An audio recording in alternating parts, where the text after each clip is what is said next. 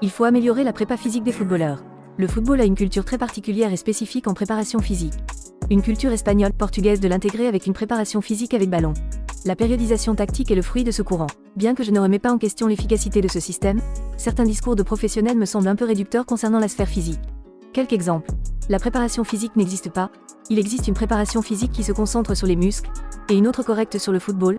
Sauter dans le vent, ce n'est pas la même chose que sauter pour faire une passe. Premier point, la préparation physique a pour objectif de développer des capacités physiques se basant sur les grands systèmes biologiques humains communs à tous. Cela n'est pas spécifique au football. Deuxième point, c'est qu'à vouloir généralement faire du physique intégré, on en finit par faire du travail technico-tactique. Mais, pourquoi un joueur devrait faire du physique sans ballon alors qu'il joue avec ? Peut-être parce qu'un footballeur passe en moyenne 98% du temps du match sans ballon et que le corps est son outil de travail ? Oui, le travail d'endurance énergétique peut être très efficace avec ballon.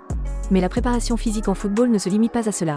Les aspects neuromusculaires de force-vitesse sont souvent sous-développés avec une grande marge de progression puisqu'on ne comprend pas les exigences de la pratique. Que ce soit des accélérations, décélérations, changements de direction, duels, sauts, toutes ces actions nécessitent des niveaux de force-vitesse plus ou moins importants. Une décélération peut imposer jusqu'à 6 fois le poids de corps d'un joueur sur son système. Des accélérations et des décélérations d'intensité très élevées ont été signalées en foot contrairement à d'autres sports co.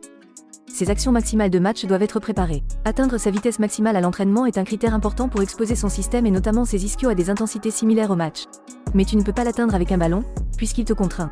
Donc, du travail de musculation, d'exposition aux différentes qualités de force-vitesse peuvent être très bénéfiques pour répondre aux exigences du terrain.